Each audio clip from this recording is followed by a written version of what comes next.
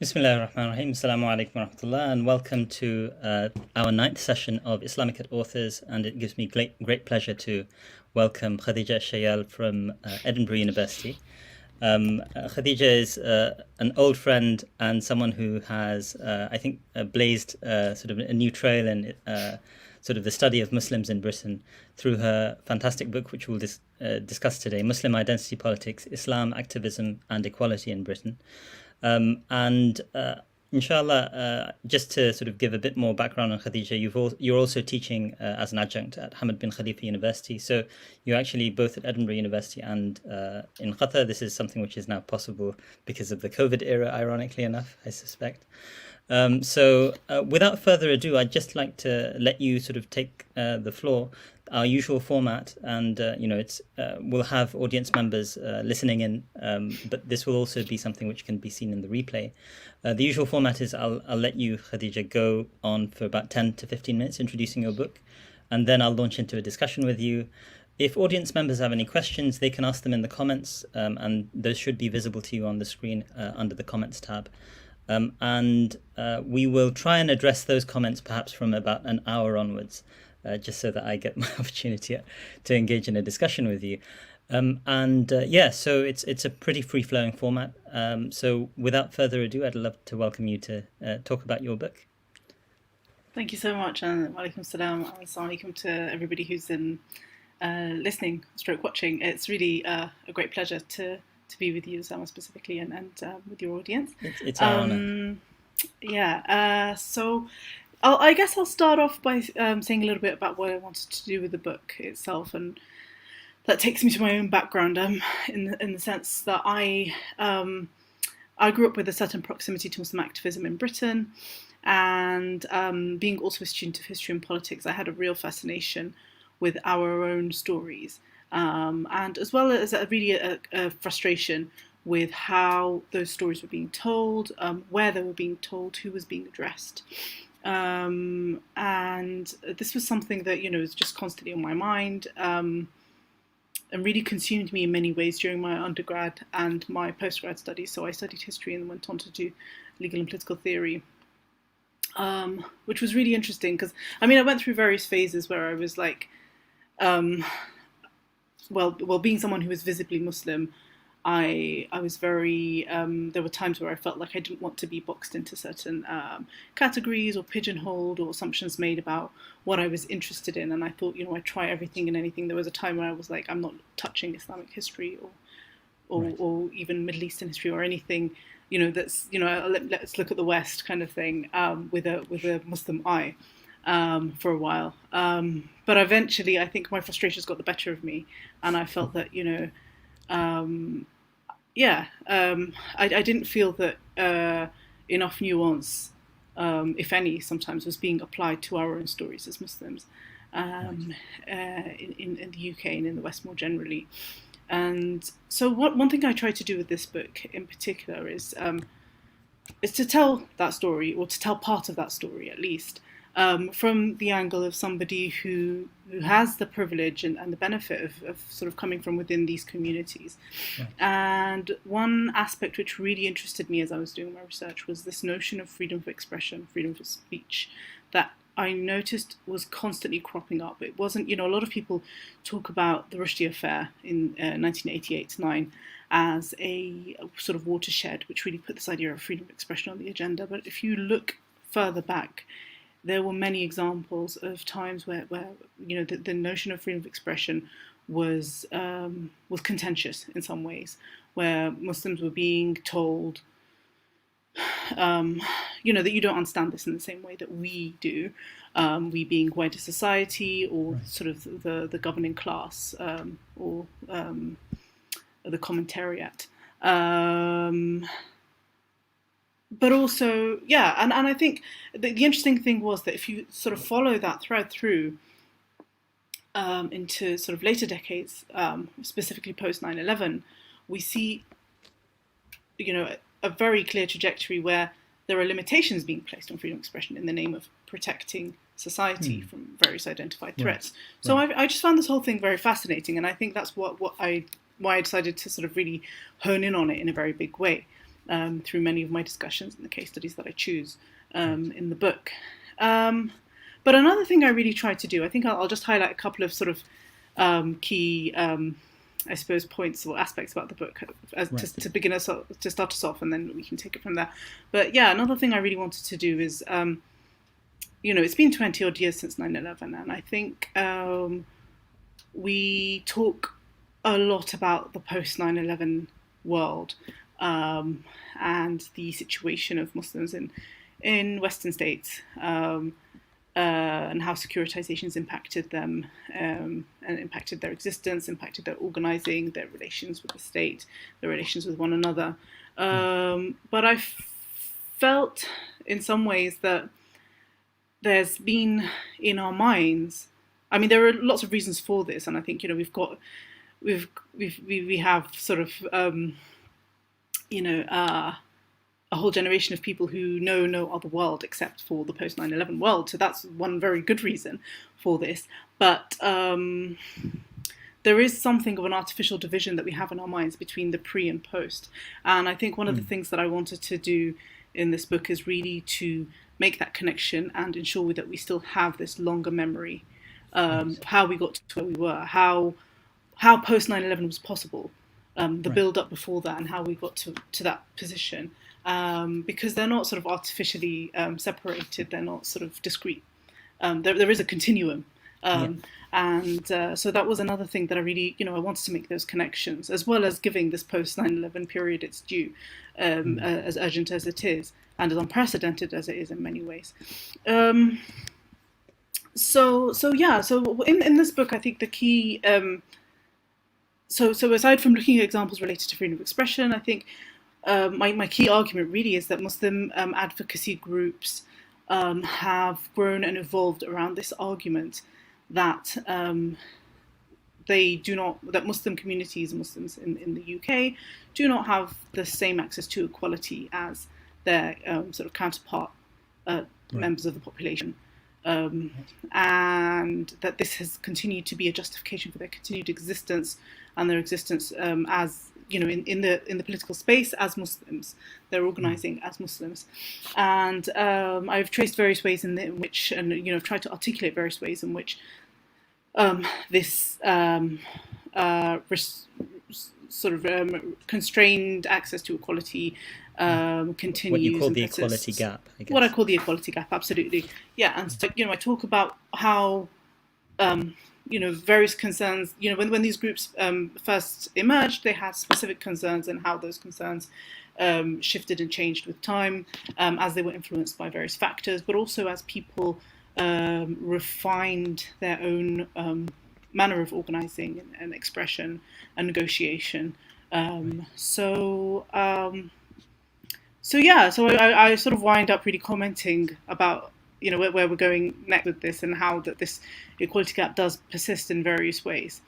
And really what I think is that as long as Muslims do feel that they are sidelined in various ways by the state, or that their access to equality is restricted, is limited, or is conditional, they will continue to organize themselves as Muslims in order to stake those claims that they feel are rightly theirs.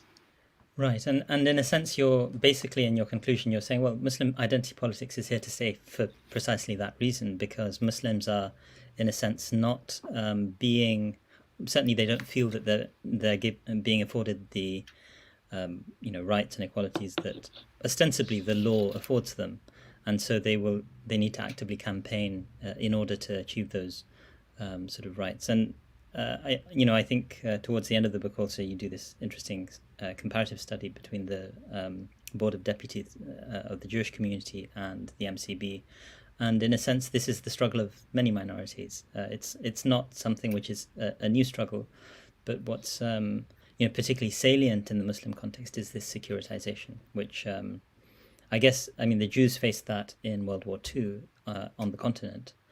And in a far more sort of severe way within the boundaries of Europe. In a sense, Muslim versions of that have been externalized by wars, right? And so, there's there's really I read the book over the past week, and I just found it extremely rich in terms of the documentation as well of the sort of transitions through which the Muslim community went over the last 40 odd years. Of course, you start even earlier. I mean, you're early on dealing with people like William Quilliam of the mosque in Liverpool, and other sort of early immigrants who arrived in this country, which is well over 100 years now. So I had a whole host of questions, and if it's all right, I'm going to sort of launch into some of those now. And I think I really would love to sort of explore a whole set of ideas that you deal with throughout the book. Early on in your book, you've got a bit more conceptual sort of like engagement. You're thinking in terms of political theory, very often the question of equality, the question of identity politics. Could I ask you how you would explain what is, or how you'd answer the question, what is identity politics, to begin with? Yeah, I think it's one of those phrases that gets thrown around a lot these days. It's sort of used and abused, isn't it? And I think it's used to score points. It's often used in a very derogatory way. And I think that's something that I not explicitly, but I think I do try to sort of reclaim in certain ways and think, well, why is it necessarily a bad thing? And in fact, I think one thing that I want to sort of argue, which I try to argue in the book, but I argue sort of more widely in my work, is that Muslims didn't, and when I say Muslims, I think this also applies to other minorities. So we talk about the Jewish community. I talk about the Jewish community in my book, but as well as this, other religious minorities, Hindus, Sikhs, and various others. I've seen pagan groups behave in this way as well. They often, it's not so much that they seek to organize themselves and to put forward claims as defined by their faith identity of their own accord. It's often the situation that the state demands this, or at least past demanded this of them. I think with the current Conservative government, there are slight differences which we can come to, but historically speaking, it has been very, both Labour and Conservative governments in the past have demanded that minority groups organise themselves in a very, it's a colonial tactic, very much in the take me to your leader. I don't want to speak to all this, rabble-rousing, riffraff people who I can't tell the difference between. They all look the same to me, funny tinged people. It's very sorry. No, I remember. What's interesting is for those of us who are Muslim or from sort of these racialized minorities, that sort of a phrase resonates in a way which I assume a lot of. This is a throwback to something which happened a couple of years ago on TV, where a politician basically referred to a brown person as being a funny tinge, right? And I'm sure a lot of white viewers kind of have forgotten that even happened, right? But it's something that stays with you if you're a minority. It really does. Yeah, but anyway. But no, absolutely. I mean, if you look through the correspondence, the various correspondences between government ministers and community spokespeople who are putting forward various claims or seeking to represent communities around various issues, there is very much this vibe that I can't be speaking to all these various people. I can't tell the difference between you all. Just unify yourselves under one umbrella. The very term umbrella organisation, which Muslims will be very familiar with. The Muslim Council of Britain uses it, but so do other organisations as well. You're all the same. Come under one block and just tell us what you want in a very clear, concise ABC way, and we can just deal with it like that. This is not something that Muslims have developed on their own accord. It's something that they've very much been encouraged and outright demanded of. So I think it is. It kind of, on some levels, it's bemusing how nowadays activists of colour, people from minority communities are quite derisively being told that you're sort of promoting identity politics, you're being divisive, because this whole setup was not something of their own making. So, So, but I mean, ultimately, the idea behind identity politics is, and again, it's not something that, people have different understandings of it, and there is a fluidity there. But the idea that you sort of enter the political space wearing your identity on your sleeve, pretty much, and you organize as a collective based on a common shared identifier. People characterize it as, group rights or communitarianism. There are whole debates out there, but on a very simple level, I think that is a sort of common denominator that we can use if we want to talk about identity politics. And of course, there's the good, the bad, and the ugly. It's not something that, as with anything in politics, in life. I think, I mean, in your book, and including in your footnotes fairly extensively, you kind of go through the fairly extensive scholarly debate, going back to the politics of recognition that Charles Taylor talks about, and all the rest of it. But it's one of those areas which, you can look at what political philosophy says about it, but it has very real on the ground sort of transformations over time, and it's, to a certain extent, the sort of ideas are having to engage directly with actual happenings on the ground. And so, in a sense, one of the things that you trace, which I found really fascinating, and I hope more research is done on the implications, and perhaps we can discuss some of this, is the way in which the Muslim debate about gaining rights shifted from a demand for blasphemy laws to be expanded to a demand for equality to be applied to Muslims as a racial group as well, rather than to sort of so I hope we can talk about this kind of the racial group and the challenge of the kind of, I think you describe it as a kind of a dead law that arose from certain equalities legislation that tried to make religion a salient point, but didn't really work in doing that. But before we go there, I wanted to sort of speculate for a moment, and this is something which, those of us who are coming from, post-colonial contexts don't necessarily always feel comfortable about thinking, or empathizing, partly because we're forced to do it, empathizing with the colonizer, so to speak. But in our own context, those of us whose parents, or my grandfather was born in the British Raj, right? Who, those of us who are descended from colonial subjects, might also want to think about, okay, well,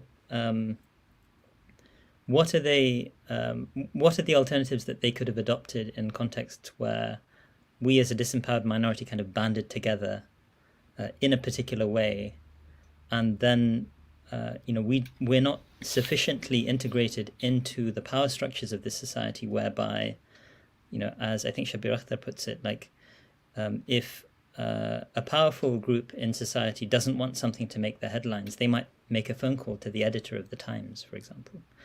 Muslims have to get down on the streets. This sort of entire protest ethic arises from the fact that we don't have power, right? Mm-hmm. And in that sort of a context, the powers that be. I mean, I'm a great fan of Yes Minister and Yes Prime Minister, like the great political show of the early 1980s. And you talk about quangos. I hadn't read that word in a very long time, but I remember it from Yes Minister. The great sort of quangos, I mean, for those who are sort of not used to this British language. I didn't realise it's so outdated. I feel very old. I mean, now. I mean, I'm not sure they use that term very much anymore, but I'm just thinking that the way in which it was used a lot in the sort of in that really excellent political comedy reminds us that there's a lot of backroom dealing which is inherent to democratic governance. Democracy is a process, and it's in the making, and so on. So I kind of wonder, what are the options available to these people aside from saying, take me to your leader? Like, I want to be able to operate with an institution. I can't talk to 200,000 people, for example. I'm just wondering what, and you probably have thought about this. So this is a genuine question. I'm not sort of trying to question your problematizing of this attitude. Mm-hmm. Yeah, I know it's a really good question. I think it's one that's, there's no easy answer to it, of course. Yeah. I don't think it's one that, again, I don't think there is one answer to it as well. Not just that there's no easy answer. There are different ways. I think as I think there are certain. So if we're talking about civil servants or government ministers or officials seeking to respond to various claims that are made to them, I think it's about a process of unlearning, I suppose. So there is the default seems to be to approach these claims with a very colonial mindset, simply because this is a group that is identifiably different in various ways. And I think that very starting assumption should be problematized and should be interrogated. Why are we making that assumption? Because often the things that Muslims might want to engage with politically, whether we're talking about sort of parents campaigning or wanting to make specific requests relating to their children at school, or I'm trying to think of other examples off the top of my head, but uniform wearing and segregated schools and things like that. I think we're well past the stage where we can now make the assumption that every single Muslim parent is going to want the same adjustment or the same thing for their child. We're working in a situation where there's, clearly there is some kind of background, political, social, societal culture that Muslims might often sort of require or request certain adjustments to be made for them. So if we're talking about Friday prayers, time off, or time of Eid, or no exams being scheduled on Eid, for instance, or being allowed to wear specific religious dress at the workplace, or various things like this, or even protection from discrimination. These are all discussions that we've had now in our communities and in our societies for decades, and I think where we should be well past the stage where any person in authority should make this sort of leap or assumption that this is something that we can apply on a blanket level to all Muslims. We all know that there's no monolith. Just as there's no monolith, people talk sometimes about the white working class, which is something I have was a big bugbear of mine. We can maybe go on to that at some point. But we know that that's, what does that even mean, right? So we wouldn't assume that everybody in the white working class has the same needs. So why are we making that initial assumption regarding Muslims or any other minority group? So I think really interrogating that starting point is probably a good first step, a great deal of introspection, I suppose, is needed in those quarters about sort of how such requests or representations are viewed or received from the outset. Right. No, I think there's no question that there's a great deal of that necessary. I think probably one of the challenges that we're going to have to think about as a community, because this goes back to a point you kind of made earlier, which was somewhat tangentially, that you didn't want to touch Muslim history or Islamic history or anything like that early on in your career, because you were like, I don't want to be that token representative in a sense, even in my academic sort of career. I'm already visibly Muslim, etc. But there's the countervailing sort of concern, which is, if we don't represent ourselves, who will, right? There's no one has the interest to represent us as a relative minority, as a collectivity that has a certain degree of self-identity. But in a sense, to go back to your question of, terms like white working class or even whiteness as a category, I think there are certain challenges about being human. Conceptually, we need to sort of organize ourselves through categories, right? And the sort of thinking that we engage in within the academy, where we sort of critically deconstruct the way in which these things have been socially constructed through discourse.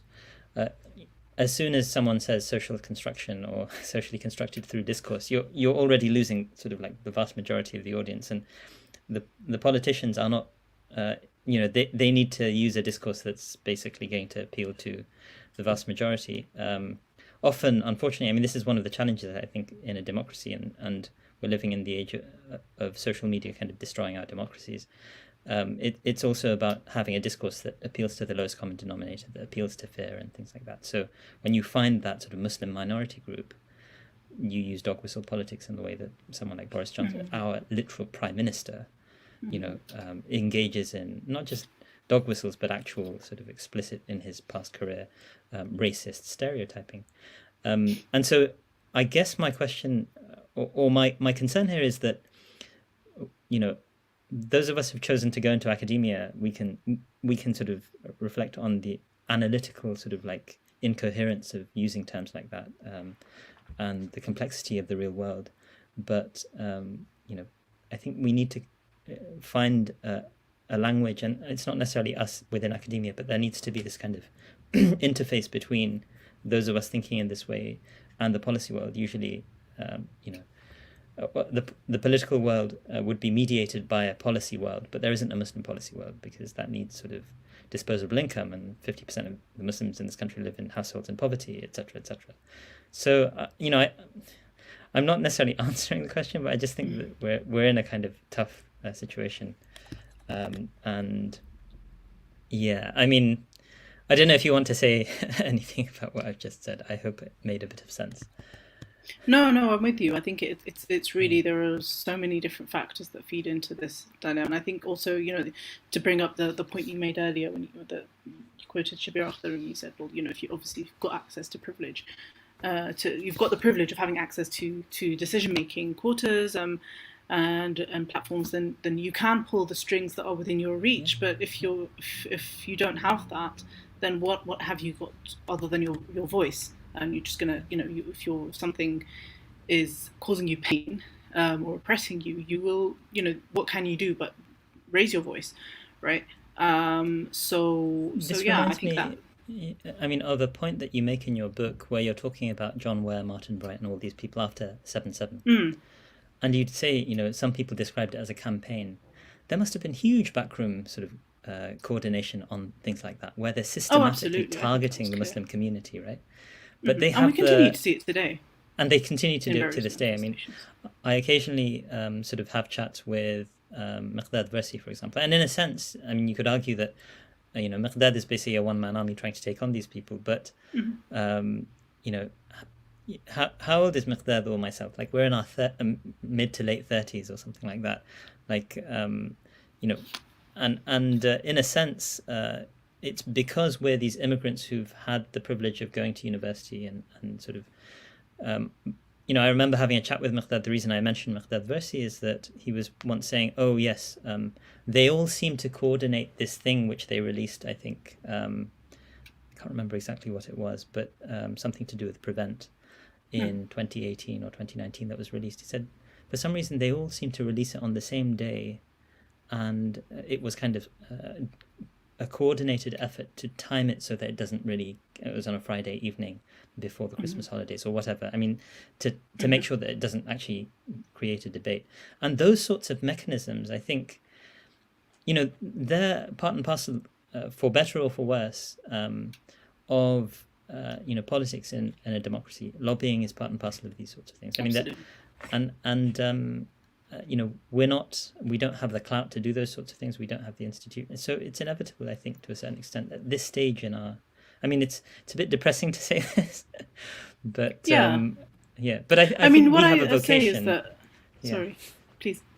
No, I mean, I think just on that, I mean, I think it's just what really riles me in this, and I think is probably a dishonest, it is definitely a dishonest sort of portrayal of the state of affairs, is when newspaper commentators or politicians even will go out, gunning for basically community representatives for the ways in which they've expressed their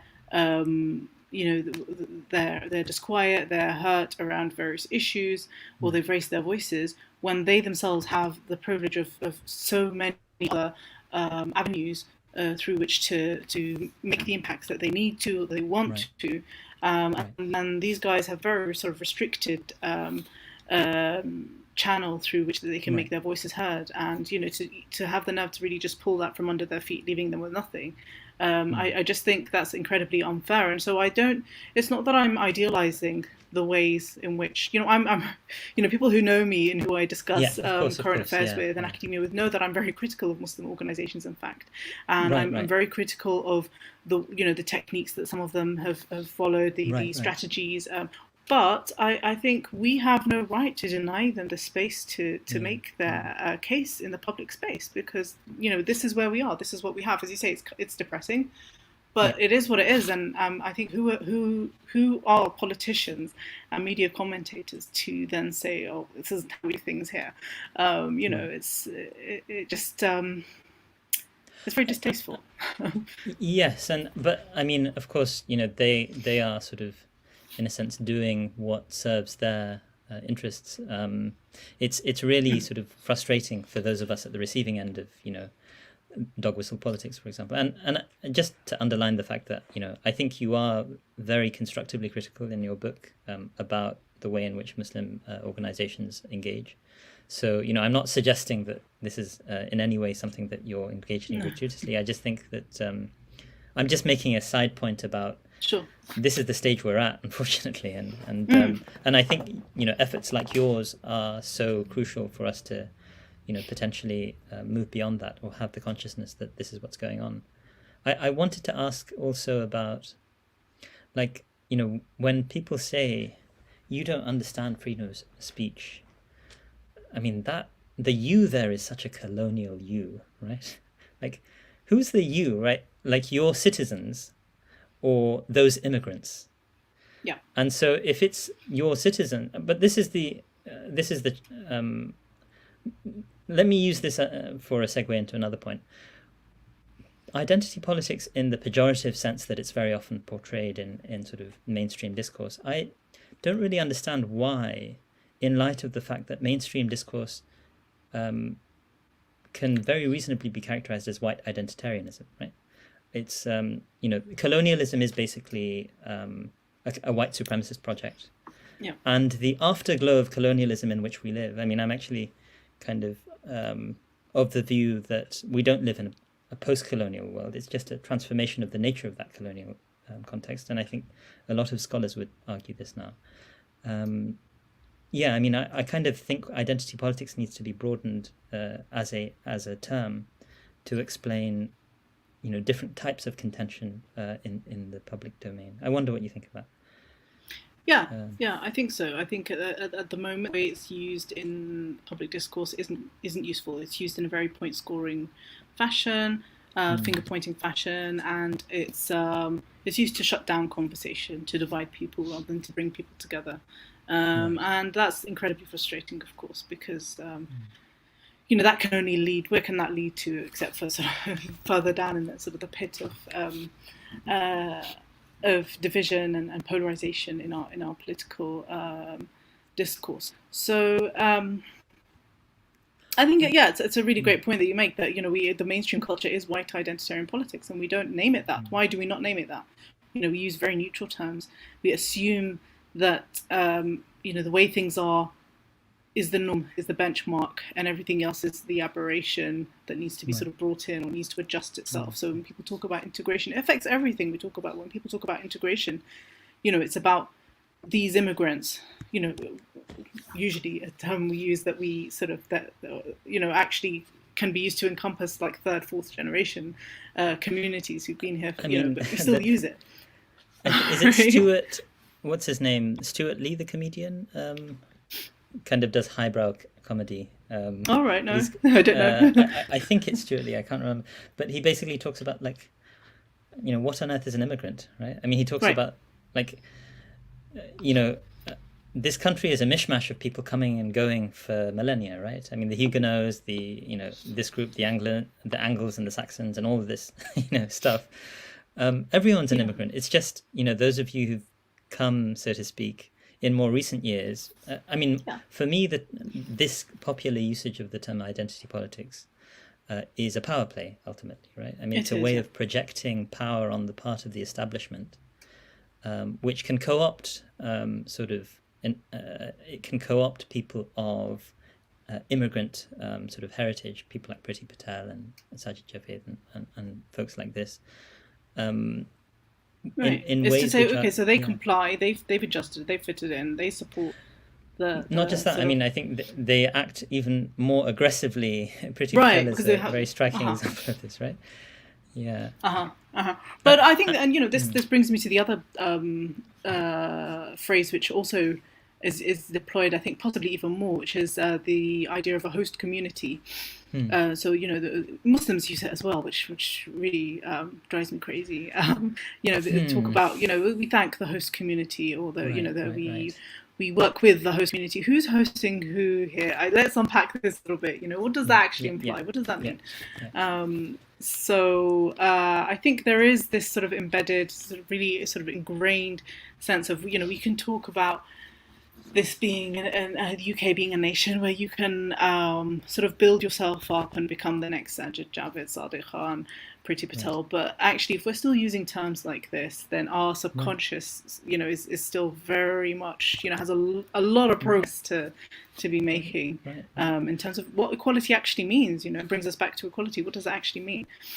But so, I mean, this is interesting because it kind of raises 2 points for me. One where I'm absolutely with you, and another where I'm thinking, okay, wait, we need to think for a moment. So, you first point out, okay, well, why are we sort of like seen as guests with a host community, right? Like, Yeah. and this is something which also sort of I think is potentially an Islamic theological challenge because I've spoken or discussed with scholars periodically these sorts of things, and there are scholars who will write in those sorts of terms that we see ourselves as guests in these sorts of institutions, and these are Western-based scholars, ironically enough.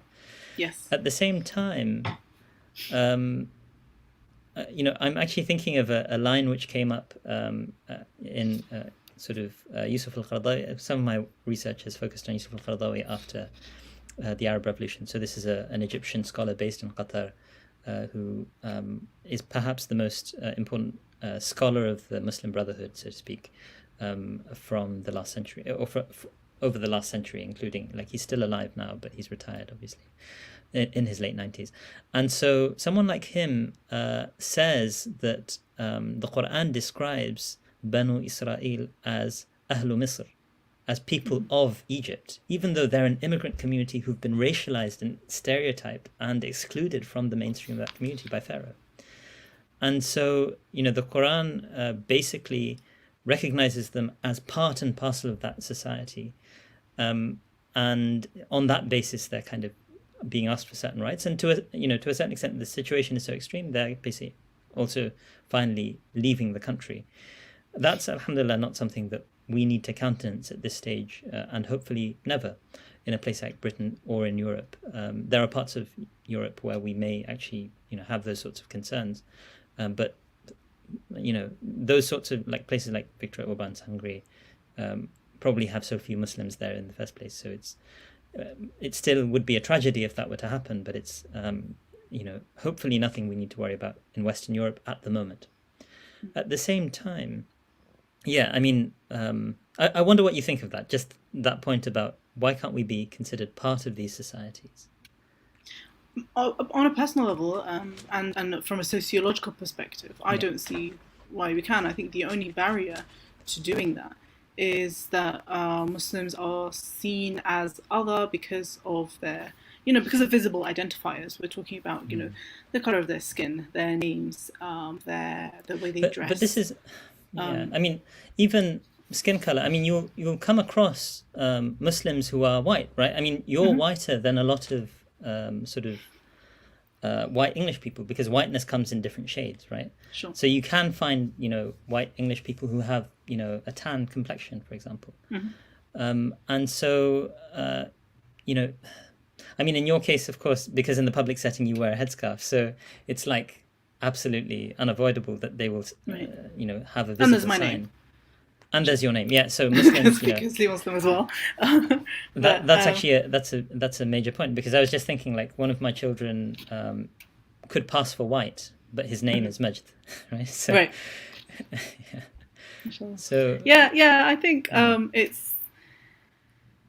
I mean, as you mentioned, we are a nation of immigrants, and there are people who have sort of blended in, if you will, for want of a better word, far more smoothly than Muslims have. We constantly have this idea of a Muslim problem, right? In inverted commas. Trevor Phillips has been a major sort of contributor to arguing this idea that why are Muslims different? He's not the only one, but I think it stands out in particular being, who he is in terms of his career background and his trajectory. The comments that he makes around, well, Muslims are never going to integrate because they just are different to us. There's something about them, and I think people believe that. I think people genuinely believe that, I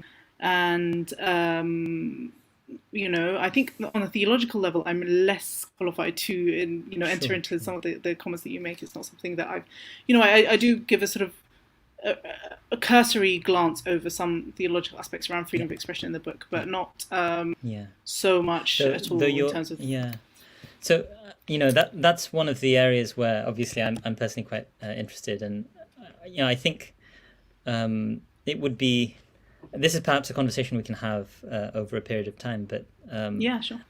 I think that the theological side of this also has important ramifications in the sense that Muslims can develop a kind of, for want of a better expression, a political theology for their lives in the West that sees themselves as part and parcel of these countries, not as immigrants in that way, but at the same time maintains a commitment to politics that is partly drawn from their religious commitments. And I think this is something I'd be really interested in continuing conversation about. But I think what I would say at this point is that would only come about through the hard graft of Muslims themselves. Nobody's going to hand it to them. I think this language of host community, you have to integrate. This is how we do things. I can't see that letting up. Basically, I think it's and again, this is all the more reason for Muslim identity politics to continue. I think if Muslims truly want to sort of, it's going to be a hard-won equality. It's not. Yeah. That's the history of equality, right? I mean, I don't think that's particularly unusual, and but I think that brings us, in a sense, to the other dimension that I wanted to talk about, which is equality, right? So, the sense of belonging in the West, which I think is important, and I hope I can sort of explore theological bases for those sorts of arguments. But at the same time, and this potentially plays into the dog whistling of people like Trevor Phillips and others, the otherness of Muslims, the fact that we do have certain perspectives, theological perspectives, which, Muslims can argue that they have a conception of equality, but it would be different. This is something we've actually discussed briefly in the past, right? It would be different from prevailing doctrines of equality, including the way in which those doctrines are conceived of in the law. And this comes out in sort of unfortunate ways sometimes with no outsiders, who are in the media. And the media is kind of, we're a community where we're not always strategic, and there will be people who exercise their right to protest, but do things in an unwise way, in my estimation, and that's something which we can debate about exactly how, to what extent should I say something like that, right? But that potentially creates more polarization, but also the media is kind of loving it. This is their opportunity to really create the Muslim other. And bring on the kind of like you mentioned certain sort of secular Muslim groups which come in and kind of say Muslims shouldn't engage in identity politics, and they're engaged in identity politics as Muslims, right? and so those sorts of dynamics are quite challenging. To what extent? In a sense, Trevor Phillips is obviously point scoring in the political realm, but the questions he's raising for to give Muslims to the media as cannon fodder, so to speak, do have their theological analogues which are really worth reflecting on. And to a certain extent, one struggles to be able to engage in that reflection in this hyper-securitized Muslim environment. Yeah, I think that's precisely it. I think forcing, I think there are issues that Muslims, sure, we can say Muslims believe in equality, we do. The British political system aspires to be one that delivers equality, right? Right. But in both of these, there are those are very simple statements to make, but once you sort of delve into each of those realms, you realize actually there's so much more debate to be had about what that equality looks like, how it's delivered, is, to the most, the litmus test is always, to the most marginalized, to the most disadvantaged, what kind of access to equality do they have? And I say this, with regard to both British society and British political system, but also within our Muslim communities as well. But the problem is precisely that this debate is lifted and placed in this hyper-securitized, hyper-visible and exposed, high-pressured platform where Muslims are pretty much expected to perform to certain roles. It almost becomes a self-fulfilling prophecy. You see people emerging like, okay, so that's going to be the angry Muslim man, and that's going to be the sort of rational, liberal, spokesperson who's going to sort of toe the line, but toe the establishment line. That's going to be the everybody sort of has a role to play. We need the stereotypes, right? Yeah. We need they all every come stereotype. out. There's the community leader, Citizen Khan type. There's everything, right? And if you don't fit into that mold, also, like I'm reminded of that horrible Newsnight debate. With I think it was Anjem Chowdhury and Mehdi Hassan and someone else. Yeah. I remember it was a few years ago. Yeah. And who was excluded, right? Who was deliberately dropped? Miriam Francois, who's a very eloquent spokesperson. Well, not really. We'll avoid the term spokesperson because voice, again, eloquent voice, but a very eloquent voice from within the Muslim community in this country. Yeah. And she was deliberately dropped by the producers because it wouldn't make for this shouting match. Right? Yeah. It's not entertaining. It doesn't fit. Yeah, there are very clearly demarcated roles, and everybody sort of has to slot themselves into them. Yeah. And at the end of the day, it's a performance for the, to be blunt, the white establishment gaze, right? It's entertainment. It's nothing more than that, but it's actually impacting real people's lives in the everyday and restricting people's, and I spend a lot of time talking to younger people. And it's stunting their development in many ways. It's people has a chilling effect. These kind of debates, absolutely, just persistent and relentless. People growing under the shadow of that. You can't quantify the impact that it has on them.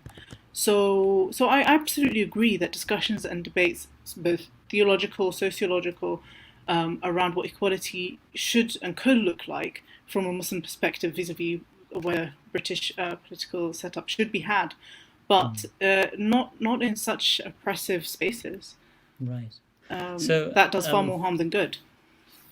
I mean, just to sort of go off of what you've just mentioned, in a sense, I think this is, for a Muslim living in this country, and probably applies to certain other minorities as well. I think Muslims potentially are at the they're the most direct victims of this current situation that we find ourselves in.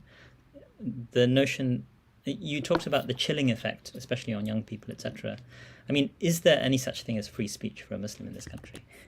Yeah, right. This is again, it's a really interesting question. What does free speech mean? It's weaponized in many ways, and it's used. If one of the things that sort of really got me hooked on this idea of freedom of speech was when I was looking at the correspondences between John Patten, who was a Home Office minister in the late 80s, and what was then referred to as, it was a precursor to the Muslim Council of Britain. It was called the UK Action Committee on Islamic Affairs. Right. It was around issues arising out of satanic verses, but there were other issues there that sort of cropped up. And it was very much, his line in those correspondences was very much, this is what freedom, almost like a school teacher type address. This is what freedom of expression means. This is what freedom of speech means. This is how we expect you to behave in this country. Yeah. And you could see that reflected in the papers, in the comment pages in the papers, and in television interviews at the time. I think it's as a value, right? Muslims don't necessarily have a problem with it, but they might not necessarily, in our tradition, it might not necessarily be framed in that way. So one of the things I look at in the book is how people have used the maqasid al-sharia to justify support for freedom of expression. And that's, again, as I say, it's just a very cursory glance, just to sort of... Yeah, this is where I might want to problematize sort of part of your argument. Yeah, I know, you know, it's something you're far more equipped to talk about than I am. Well, I mean, I don't want to say that, certainly, because, I read through that chapter and there's plenty of literature I hadn't read in the secondary literature that you cite. So, in the sense that, the point I started with is, does freedom of speech exist? And if that's the question that we're dealing with, as far as I'm concerned, like, when we say things like, of course Muslims, believe in freedom of speech, what does that even mean, right? I mean, I don't believe in the type of freedom of speech, the regime of freedom of speech that is instituted in practice in this country, because it severely suppresses my speech. I know that if I were to be uppity in this way, like we're two academics talking to each other, universities kind of provide a certain degree of insulation. But if I didn't have the protection of university, if I was a community activist and an articulate community activist who was going to go out and talk about these sorts of things, on a regular basis, or to try and sort of go into the public sphere and in the political sphere in particular, right? I would be harangued like nobody's business, like entryism and, all sorts of Islamic agendas underground, etc. And so, that regime of freedom of speech I have no sympathy with, right? Yeah. You can say what you like and call, women in niqab, letterboxes and bank robbers. That's freedom of speech. But when Muslims do, try and gain their rights and show the hypocrisy and the way in which these sorts of values are promoted, that's not freedom of speech. Yeah. And so I think we need to sort of interrogate. Yes, the Islamic tradition has a conception of freedom of speech. There's no question about that. But I think it would look very different naturally from the way definitely. And I think, to sort of run with that point, I think, if we're asking, I think it's about flipping the question, isn't it? Because young Muslims are asked, do you sign? I mean, it's a British value apparently, right? So do you sign up to freedom of expression? It's been declared to be one of the sort of 5 official British values by the government. So you're sort of measured up against that. But actually, it's not even, do I agree with freedom of expression or do I subscribe to it? It's, am I even given it? Because we know what the prevent duty has done in our public spaces. We know that people's communications are monitored. The way that young people express themselves. There was the whole a few months ago with the sort of aggression in Palestine, how young Muslims in schools, not just Muslims, activists in general in schools, were basically policed by their schools and shut down for their activism, which would have been encouraged and spearheaded by schools when it was sort of more, acceptable, fashionable type of stuff like Black Lives Matter. Although under the current sort of government, that's. But I mean, schools. But there are certain types. There are certain types of acceptable free speech, and there are unacceptable. Exactly. All free speech is equal, but some free speech is more equal than others. More equal, right? Absolutely, yeah. So there is that, but also I think another thing that we should raise is that I think people. So supporters of the prevent agenda will constantly say, well, actually, prevent doesn't need to be used in specific ways, or that it's, it's about safeguarding. But actually, the impact of it is far broader, and I think it creates a climate where people, whether or not prevent is brought in, or whether or not they're sort of referred to any next step. There's a climate where young Muslims are constantly looking over their shoulders because they know that there's always that possibility that something they say is going to be misconstrued, something they choose to wear or a place they choose to go to, somebody they choose to associate with. It has genuinely created that climate where, I mean, just the other day I was going to get a news item on the BBC around a community radio in one of the cities in England. I forget which one, off the top of my head. I think, was it Nottingham? I'm not sure.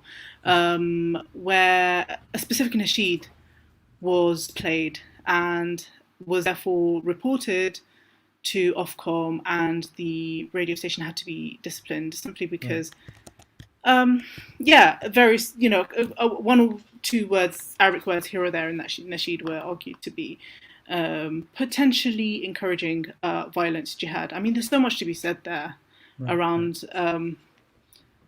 Even me just saying that makes me, it frames this notion of violent jihad as 100% something that's beyond the pale. Actually, if you look into it, there's so much theology there and so much tradition and history that is just being brushed away in such a basic and unthinking way. So I'd like to just remind viewers, if you do have any questions, I understand that this is an area which you might not want to articulate too many questions. So feel free. I'm really enjoying our conversation, Khadijah. So if it's all right, I mean, we'll go over the hour, inshallah. Okay. And so if people do have any questions, please feel free to sort of put them in. And one of the viewers with the title Black Viper says Salaam alaikum, and so wa alaikum salam to you.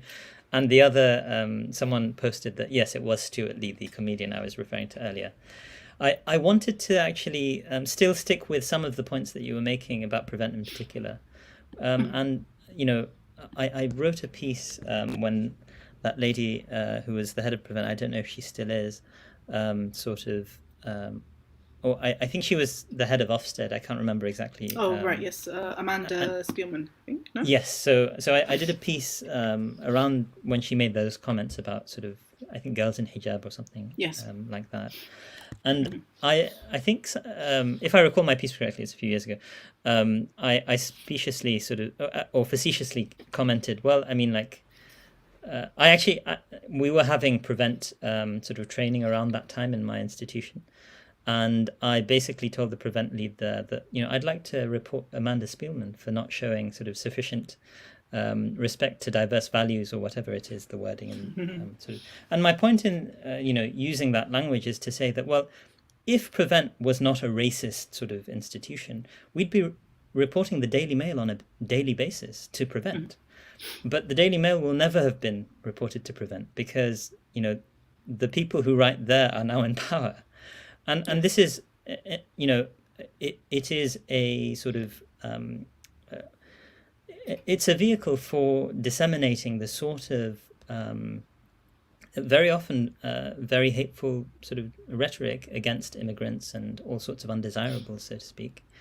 And so it goes against those ostensibly British values that we are mandated to uphold in our own teaching. For example, you and I are both at university institutions. And that are part of the Prevent duty now, which, I liked the way in which you sort of looked at the question of free speech with Prevent. I remember as an undergraduate, this became an issue, and the Vice Chancellor at our university was saying, well, universities are spaces where people have to debate difficult ideas. How are you supposed to do that with something like Prevent?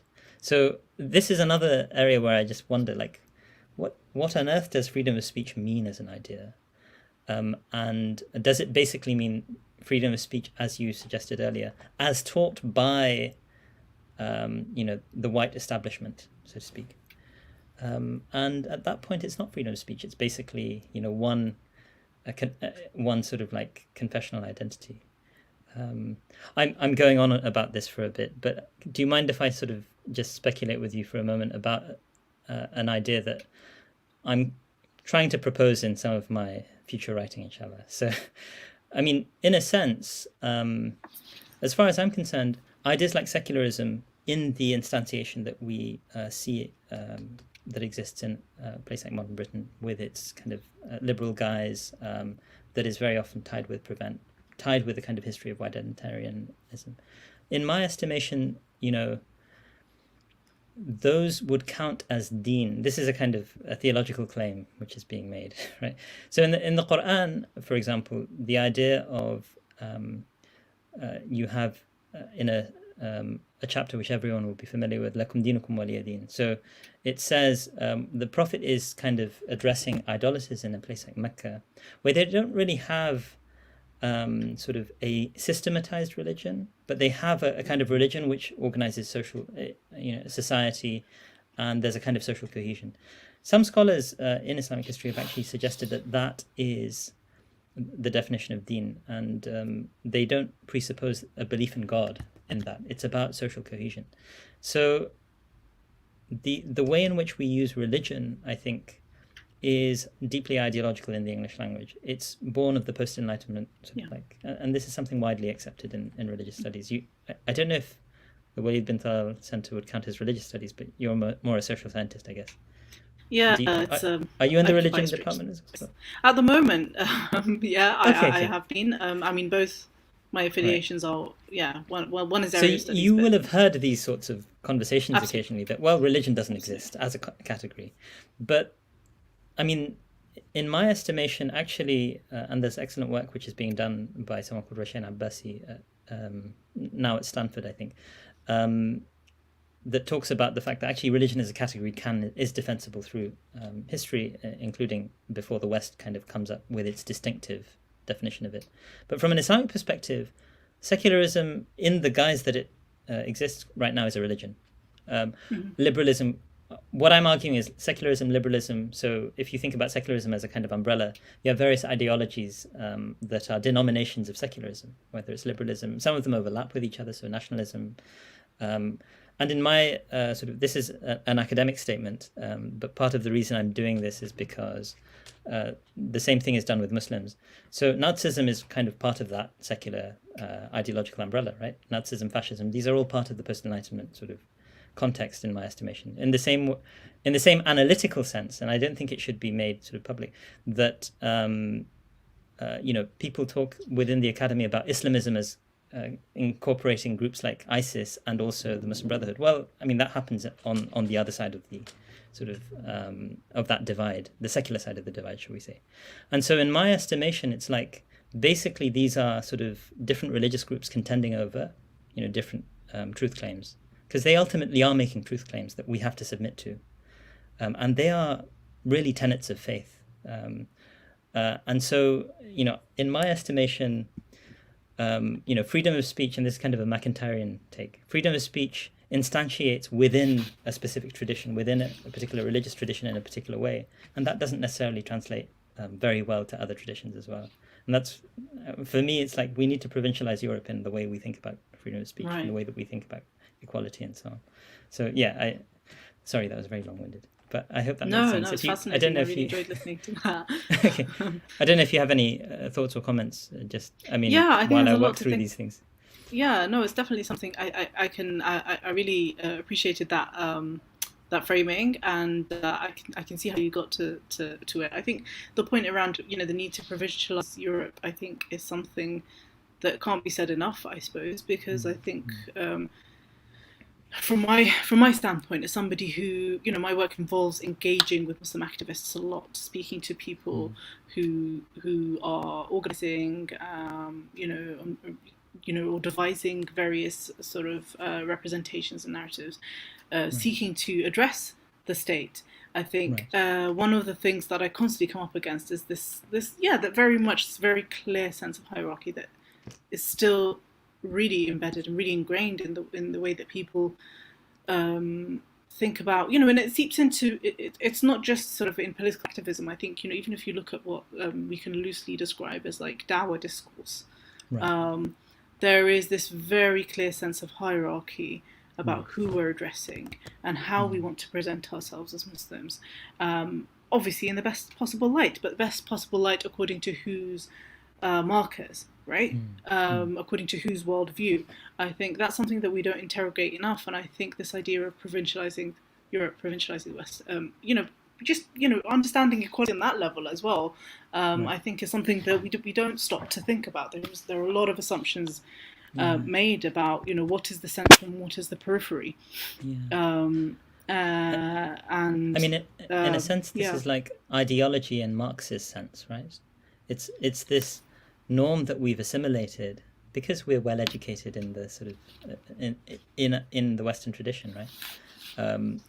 And in assimilating that norm, it's so normal for us. It's like the air we breathe, and it's a struggle to be able to look beyond it until there's this conscious effort to make this conscious effort to provincialize Europe in that sense, in the Chakrabartian sense. That's a really interesting way of putting it. Yeah. Okay, so I had a few other questions, if it's all right. So, um, you really, I really liked your history of the transformation. Like, I don't know if it's been done by anyone else, to be honest, and perhaps because you're the expert, you can tell me the transformation from the blasphemy argument to the racism argument, which is, a kind of blasphemy was removed actually from the law books effectively, or annulled in the law books. But Muslims, I think, after the Satanic Reverses, were saying, let's expand the legislation that prohibits blasphemy against the Church of England to incorporate Muslims as well and give those protections. But there was another tack, and that's what has ultimately kind of been taken, even though it's still not, made it into the corridors of power. And I just wanted to get your thoughts on, perhaps you can outline broadly your argument in the book, but also bring it to the present, because obviously your book was written, I think, before the attempts at the all-parliamentary APPG on Islamophobia. Yes, it was. Yeah, just before actually. Yeah, about a year or so before. So in the wake of the Satanic Verses, which I'm going to assume listeners have a vague idea of what it was, the publication of a book that was considered to be highly offensive to Muslims, in particular due to its representation of the Prophet Muhammad ﷺ and his family. So in the wake of that incident, Muslim representative organizations, one of their major sort of asks of the government. So they started off with two main asks. One was banning the book and taking it off the shelves, which later then became, okay, well, stop, don't print a second edition, and then that just fell by the wayside for various reasons. And the other one was people look basically. So Muslims were in a situation where they were highly offended by this book and by the way that it was being portrayed in the public space and the way that people were lining up to defend it as freedom for speech. And so what they did is they resorted to the statute books and thought, okay, so where is the protection for us? And they couldn't find it. And the reason why they couldn't find it was because there was a blasphemy law, but that was written specifically and due to specific reasons around the sort of history and the religious and political history of the UK, of England in particular, was written to protect only Anglican Christianity specifically. So that was what was covered by the blasphemy legislation. Every other faith had no recourse to the law under the category of blasphemy. Now, other minority religions had other forms of protection, namely Judaism and Sikhism, because legal precedent had established that they overlapped with race due to the sort of makeup of their followers. But again, Muslims, Islam being the diverse faith that it is, didn't have that. That didn't apply, basically. So the argument that was being made then was, okay, so blasphemy law exists. It's only fair that it's extended to cover everybody. Why should it only be applicable to Anglican Christianity? Right. Now, the point around that was that this law did exist, but it was pretty much defunct. It hadn't been used for decades. And nobody in the political space really had the appetite or the interest to revive it. And so in the course of these various representations and conversations that were being made, it became quite clear that this was really a bit of a dead end for Muslim representatives. That asking for, it made them look, it sort of played into this sort of backward stereotype. These people are it was like, so to speak. Yeah, it went against the grain of this is how we do things here, right? It was like, okay, so you're dragging us back to the backward ways of the East from whence you came, and we don't have time for this. And so a change of tack was there was a point where, in the discourse you could sense that there was a very clear change in direction. Sorry? Roughly when would you say that? In the early 90s. So a year or two into this whole affair. In the early 90s, around the time when I think as correspondence between Muslim representatives and the government progressed, Right. I suppose there was still a fair amount of sort of talking across one another, but I think there Right. was a point where people from, in particular, the UK Action Committee on Islamic Affairs and the Conservative government of the time Right. were able to sort of reach an understanding that, well, if you frame it in this way, then that's more agreeable to us, basically. And this is around the time when sort of the very early building blocks of what eventually became the Muslim Council of Britain were laid. Yeah. So, around the time when the Home Secretary at the time, Michael Howard, basically said to Muslim representatives, it's all well and good for us to meet you, but I can't be meeting every single, imam or community leader that knocks on my door. So sort yourselves out, basically, under one body. So this is around the time that this change of tack was made. And I think it's really interesting vis-a-vis the conversations we have around secularism, because it comes down to how to make your asks comprehensible or accessible to this background political culture that you're excluded from, right? How to be communicable, how to speak in a language that they understand, if you want to frame it in that way. I mean, in a sense, the Rawlsian commitment to, if you're going to bring in sort of religion to the public space, you need to frame your language in a way that is secular, so that other people can understand. Yeah, exactly. So it's accessible in various ways. So, so I think that was really what drove that shift, and it has had implications, and I think we continue to see them. I mean, you're well aware of the discussions around the moment around how we define Islamophobia, and whether that involves a degree of secularization of our activism, of anti-racist activism, basically as Muslims. I think that they're all connected, really. I think. So just a question about sort of, and this is something which, Yahya Burt, who's another sort of like commentator on a lot of these questions, very insightful, and you cite him a lot in your work as well.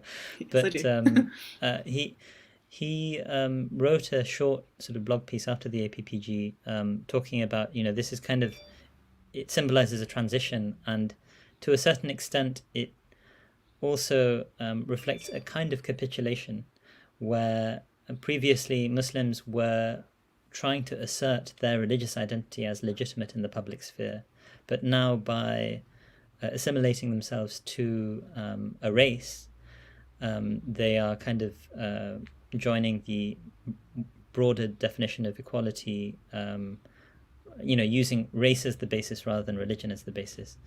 And I wonder what you think of that sort of reading.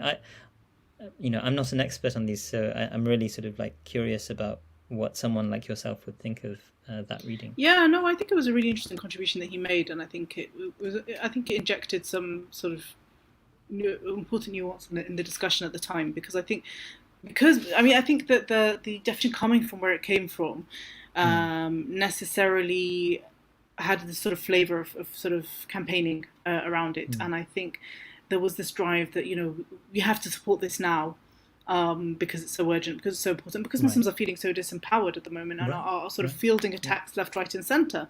So there was this impulse for people, okay, so this is what we've got, let's all sort of sign up and support this and see if sort of official bodies can adopt it. So I think Yahya's interjection gave a bit of a okay, let's stop for a minute and take stock and think about what this actually means, and I think that was important.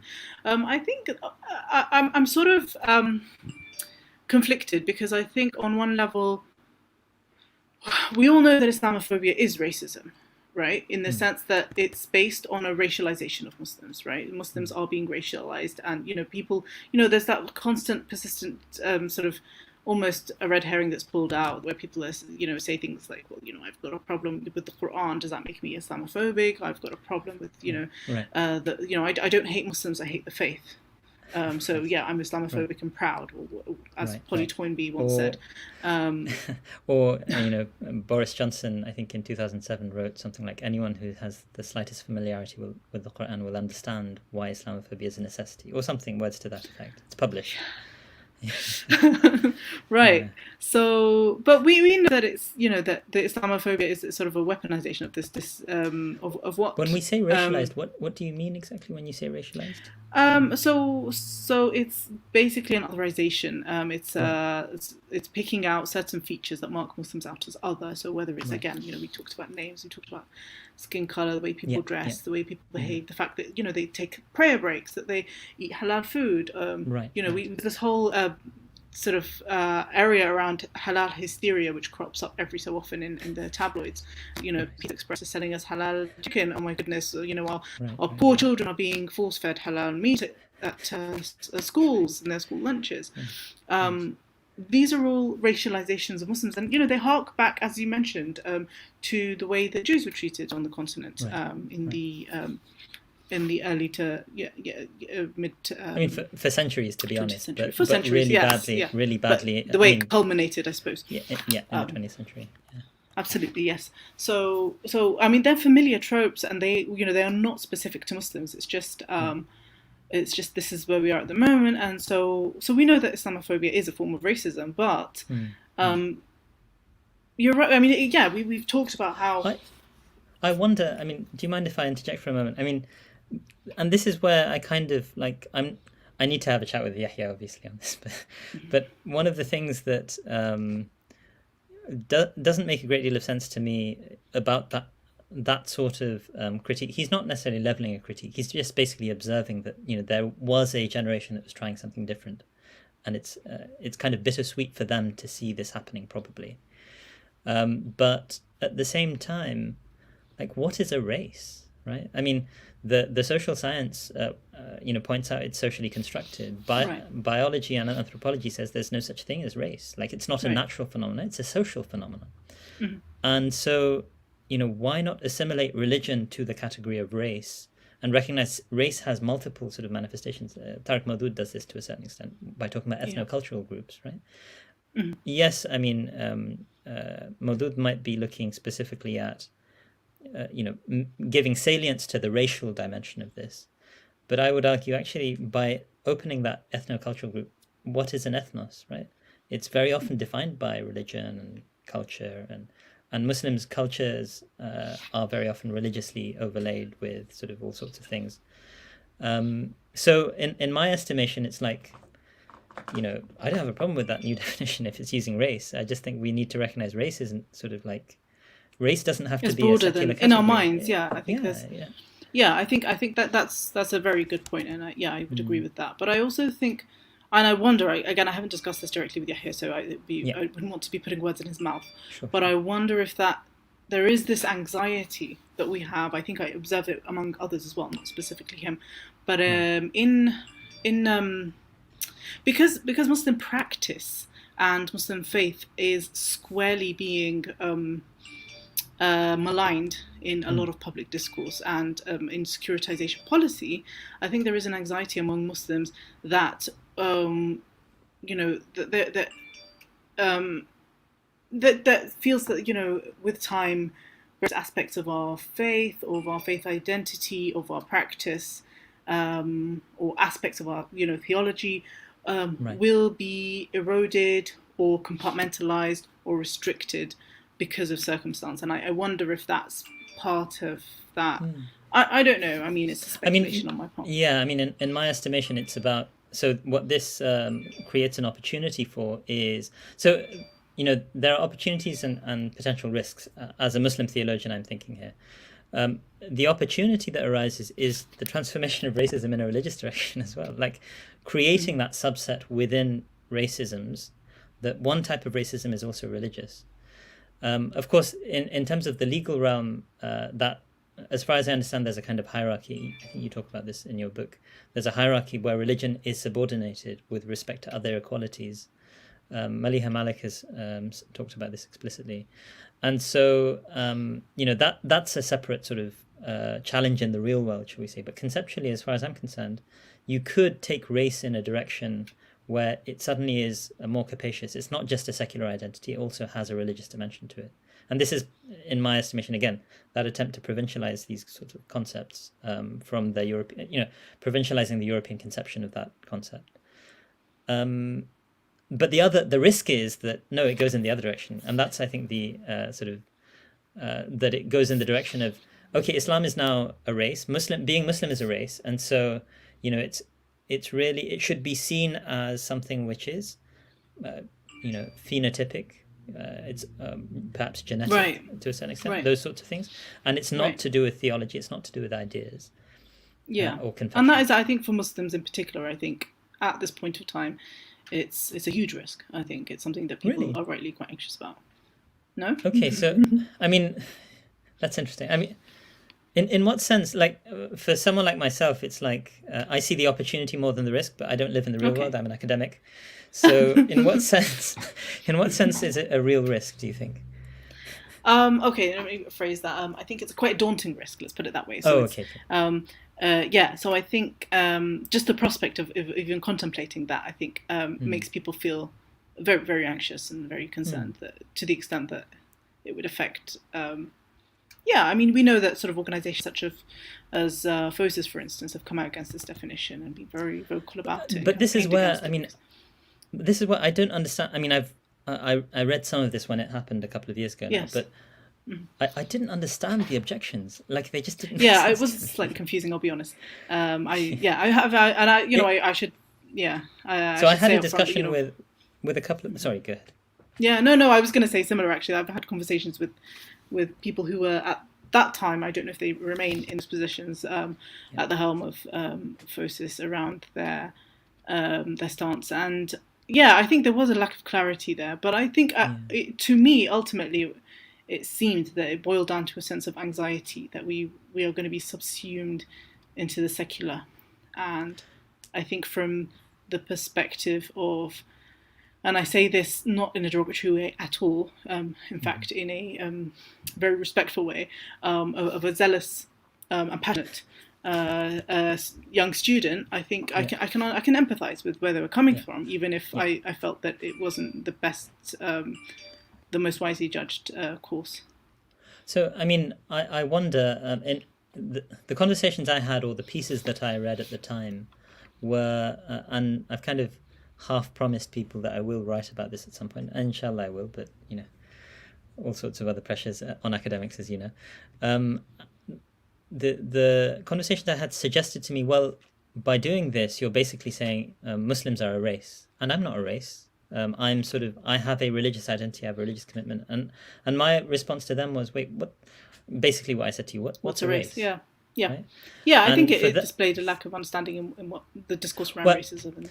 I mean, I think I don't want to say that necessarily, because basically, what is language, right? I mean, in a Wittgensteinian sense, language is what people use it to mean, and so in their context, what they're used to speaking about, because it's in the academic sort of very rarefied philosophical sort of political theory people like Tariq Maudud who are basically developing these arguments, they haven't yet gone mainstream, and I wonder if it's an anxiety that reflects, people being in the public sphere when I'm not, people seeing the way in which politicians are engaging these concepts and potentially weaponizing them, against Muslims when for me, it's like, well, I live in a world of ideas and I read these books and, I have a good time reading them.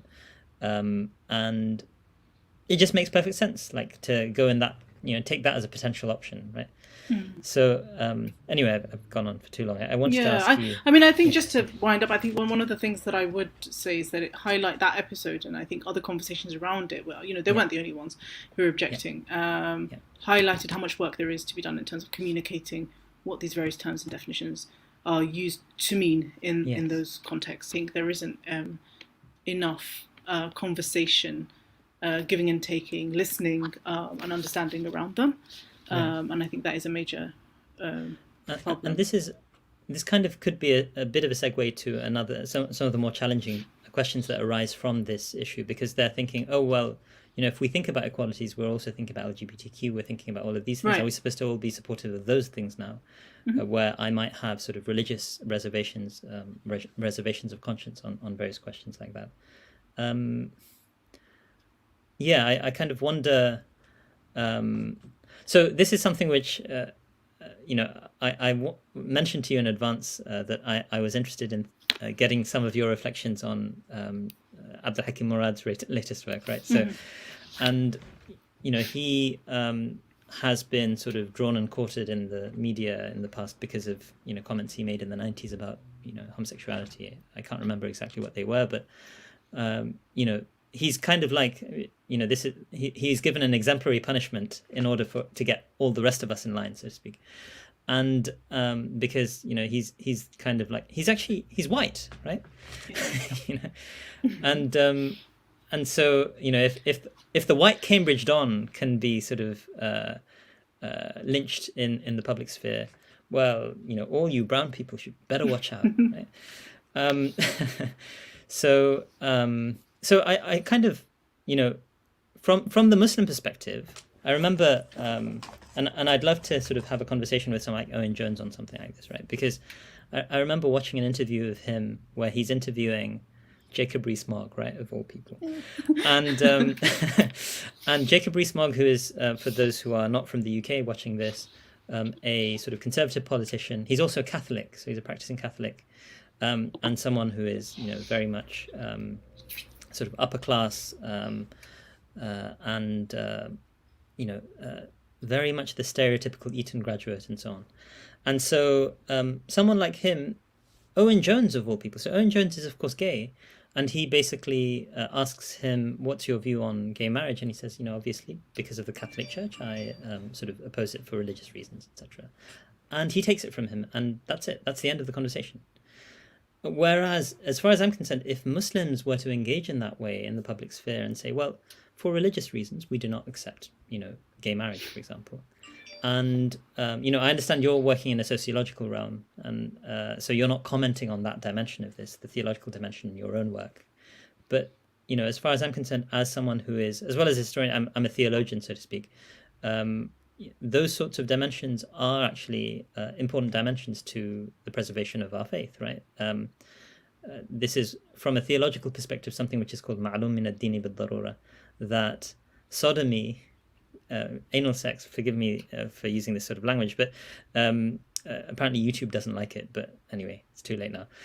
So is, prohibited Islamically, whether it's heterosexual or homosexual, right? Mm-hmm. So, that's something which is so transparently obvious in the scriptural texts. It's the sort of thing which, is very difficult to say that, well, I'm a Muslim and I accept all of those sorts of things.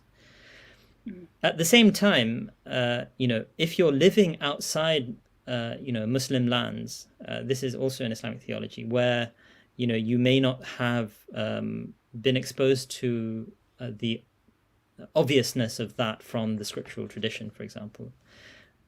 You're excused for sort of rejecting something like that. But it's not seen as an ideal situation. So those sorts of things create cross pressures, shall we say, for Muslims in these contexts, where I've heard Yasir Qadhi say, look, we have to ultimately support these equalities, because those are the equalities that legitimate our own existence in these countries. But there's a difference between supporting that in a kind of, a utilitarian, using a utilitarian calculus, and the sorts of witch hunting, in my estimation, that takes place, which says, well, unless you also believe it and accept that this is entirely legitimate, and unless you teach your children that, or accept our teaching your children that through our state instruments like schools, something which I'm sure Jacob Rees-Mogg would object to, right? Then unless you're doing that, I mean, it's funny, no one's sort of camping outside his home and asking him his views on these sorts of questions. It's the brown people who will be subjected to that, to keep them in check. And that's in a sense my anxiety in all of these sorts of things, that can I maintain freedom of conscience under the new liberal regime that we exist in on these sorts of questions? I mean, no one's saying that Muslims think non-Muslims shouldn't engage in sort of these sorts of relations. That's their business from a Muslim perspective. But yeah, I mean, I think these are. Sorry, I kind of opened a whole can of worms there. I hope you don't mind. No, and I think absolutely it's. I mean, the answer to that really is with great difficulty. I think, especially when you look at, the way. I mean, to go back to the prevent agenda, for instance, and in educational settings, which are ones that I'm probably most familiar with, throughout, nursery upwards, basically, there is a very clear, it's not just, live and let live. It's much more, this is how it muscular should liberalism. be. This is, and I think for Muslims, I think it goes back to the point I made earlier that, these are conversations that, Muslims need to have the space to have these conversations freely and openly and safely.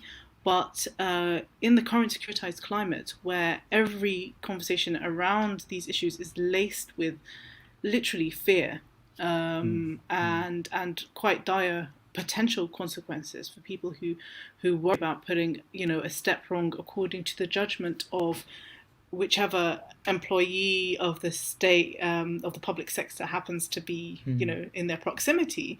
Again, even that very sort of setup is so problematic in many ways. I think Sorry? Which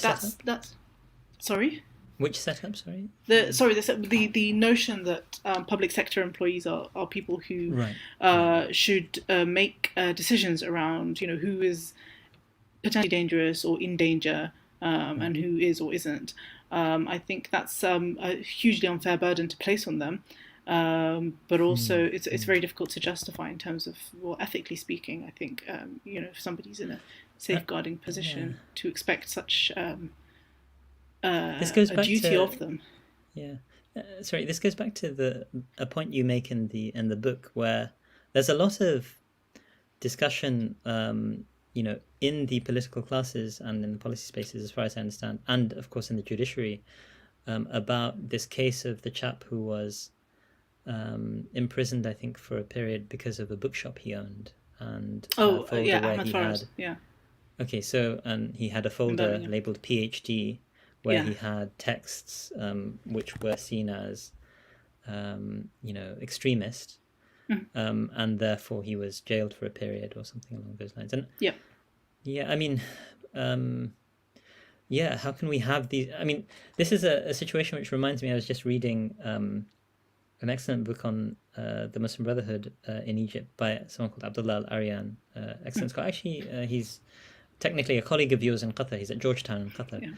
And he, wrote about the way in which, after the execution of Sayyid Qutb, who's seen as, in a lot of popular discourse, the kind of father of jihadi extremism and things like that, the sorts of things that 9/11, caused 9/11 and so on. Now, the Nasser government that executed him also suppressed his books, prevented people from talking about them, prevented his name being mentioned, apparently, for some years. And so, there's this quote that Abdullah Aryan has in his book, where he says, ultimately, by suppressing conversation about these sorts of things, these were left to sort of unguided youths who were, he's quoting another scholar who says, basically the entire debate was overcome by stupidity, right? These sorts of readings or misreadings, according to many people, of these kinds of texts in extremist directions. Certainly the overwhelming majority of Muslims would say that the reading of the Quran and the Hadith in this sort of way, Islamic sacred texts, to justify this sort of criminal behavior and killing of innocent people, is completely unacceptable, and it's stupid. But you can't even have those conversations meaningfully without recognizing the fact that the state is breathing down your neck, and they're checking every word that you're saying, so to speak, right? As Muslims, we are very mindful about even the private messages we send each other, right? In our supposedly end-to-end encrypted sort of communications. So sorry, this is getting a bit negative, but go ahead. Sorry, you were going to say something there. Did you want to add something there? Or? Oh, sorry. No. I think that's an interesting parallel to draw, and I think there is something there, absolutely. And I think I suppose, where is it all heading, I think, is something that I constantly concerned about, because I'm fortunate enough to have a recollection of sort of life before all of this, but as I say, there are full-grown adults out there living out in the world, functioning, who know nothing else except for existing under this kind of climate. And I think that's something that really, the implications of it and the impacts of it, we're still not seeing the full extent of. Absolutely. I mean, we're living in the shadow of 9/11, really. But I wanted to ask you, and again, this is kind of like, these are all questions, a lot of my questions, forgive me. I hope I don't get into trouble with these sorts of questions, but I'm always teetering on the edge of, I guess, prevent acceptability. But, things like, in my conception of secularism as a religion, and particularly sort of like securitized secularism in the post 9/11, so muscular liberalism or securitized liberalism, however you want to characterize it. In a sense, securitization is a fascinating concept, and I didn't read your footnotes on it, to be honest, but I suspect you're quoting sort of the Copenhagen School and Busan and these sorts of people.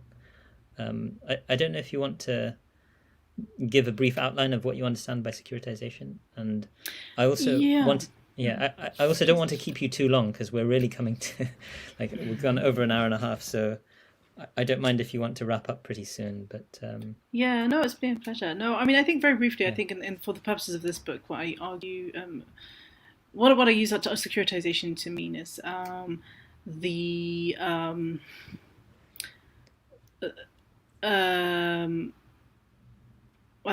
guess the primacy of security concerns as understood by the state to really overarch, I guess, other concerns as defined, and being coupled with sort of policies more broadly. So entering into various other spheres, basically, in society. And so with respect to Muslims and the way that Muslims are engaged with by the state, concerns around security and public safety, or terrorism, or whatever you want to call it, Islamism, violent extremism. These are all buzzwords, but these being really given primacy in how Muslims are viewed, and constantly being coupled with Muslim issues, Muslim issues again in inverted commas.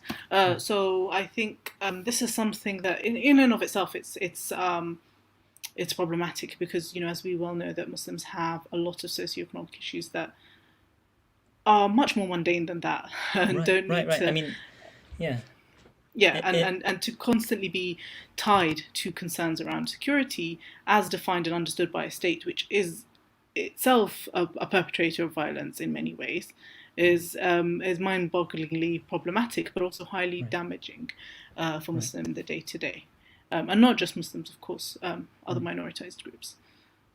So it's basically like, there are all sorts of issues that arise, within the British public generally. But when it comes to Muslims, it's like you have the same problem that, you might have like something which is either identical or analogous to something that's happening to another community, but we're going to look at you through the lens of security. Security lens, yeah. And so, I mean, even if you look at things like grassroots capacity building organizations or charities that are run by Muslims, the funding that's available to them is always securitized funding. It's always like, how can we combat extremism or radicalization through this work that you're doing? That's a box you've got to tick, otherwise you're not eligible for funding. And in an age of austerity, that's really serious business. And there are other parallel examples, but what it does is again, it's not just the practical economic impact that it has, but psychologically it has a serious impact on Muslim communities as well, because this is all internalized. People find themselves having to play to the tune of that, don't they? Right. I mean, you mentioned in the book about groups being forced to take that sort of funding because there's nothing else. But then, in a sense, they're also asked. I mean, this again brings me to questions: what is freedom of expression? What is freedom of conscience in this sort of a context? Because they're basically asked, well, do you accept these conditions on the part of the government for this funding? And those will be, as you've mentioned, are you using it in a way that adheres to the government's definition of what constitutes extremism, or these sorts of understandings of prevent and so on. I wanted to sort of ask, however, like in connection to this sort of I kind of lost the thread there a bit, but basically your discussion of these kinds of groups and the funding that is associated with them, to what extent does that create also astroturf kind of organizations and so on? So I don't know to what extent, I don't recall you dealing with this extensively, but this is something which has come up in quite strikingly since the publication of your book as well. And I wonder if you wanted to comment briefly on that as well. Yeah, no, I think it's a very real issue. I think it's ultimately we live in a neoliberal society, and capitalism is the order of the day, and people follow the money. And the third sector is no exception. So there is a real business opportunity for people who want to go into this sort of cynical idea of counter-extremism and radicalization as a career. And I think, this notion of astroturfing, of creating this image of, an organization creating an image of itself being grassroots when actually, the strings are being pulled from above. There are documented, a lot of journalists have done work on sort of documenting examples and evidence, putting out evidence in the public domain around how this has happened and how various government departments, particularly the Home Office, have orchestrated or manipulated such things into being. For Muslim activists, it's very frustrating because they're often, increasingly, I think, with younger Muslims, seeing what they see from central government, they don't see much. They're not very inspired by engaging necessarily directly with government, but then grassroots work is also very much becoming increasingly constrained from their perspective, whether it's from the increasingly constrained. Do you think it's happening more with the perspective? Well, in the sense that, if we're talking about funding opportunities that are that have no strings attached being less and less available. Right. And yeah, I suppose the sort of existence of groups that, I guess, just the very existence of a sort of critical mass of astroturf groups or initiatives is enough for people to have a sense of suspicion, to constantly have to check, are you legit or not, before they engage with various organizations. And I think, again, it's about the climate that it creates, right? So it's not necessarily about tallying up the number of incidents. Same with Prevent. It's not about necessarily tallying up the number of referrals or whether or not they get followed through. It's about the actual climate that creates and what that permeates and the impact that has on people mentally, which I think is much more insidious. So yeah, I think for young people who are wanting to engage in activism as Muslims, it's becoming a very difficult task in many ways. Though, having said that, and much to their credit, they're finding very creative ways of continuing with their activism. So I'd like to thank you for your time. I wonder if we can take maybe 5 or 10 minutes, depending on how much you can offer. Just thinking about perhaps, I think your book kind of ends on I'd like to say a somewhat hopeful sort of epilogue, where you're talking about there's vibrancy in the community, even despite all of these challenges. Muslim identity politics is here to stay. And I wanted to sort of maybe ask if you have any sort of reflection since that time about what Muslim communities could do. You're not a normative sociologist necessarily in this book, so I'm kind of perhaps putting you a bit on the spot here. But I wonder if you have any thoughts on what Muslims could and should do. I think, I always, being asked questions like that, I think I do shy away from them. Why? Because I don't want to be that person who is prescriptive or telling people what the course of action to do is, in particular in this arena, because I think Muslims have had enough of that from within their communities and from without. There's a lot of that going on already, and I think I've developed a sort of sensitivity to that, where I have an aversion Sure. of telling people what to do. That's fine. So I wouldn't want to be suggesting anything like that. And also because I fully recognise that, there are so many different strategies and avenues that are Right. that are worth pursuing. Right.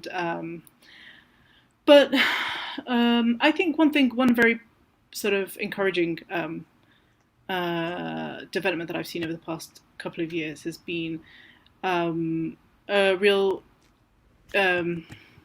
much more genuine sense of introspection within Muslim community spaces about their own efficacy and their own inclusivity within the community. And I think the fact that the way that the government has dealt with Muslim communities and with Muslim organisations, the way that it's been very conditional in its engagement, and the way it's shut out quite stubbornly certain voices, there's been a lot of unfairness about that. But one of the positive byproducts has been a great deal more capacity building within those organisations, and a great deal more introspectiveness, and actually.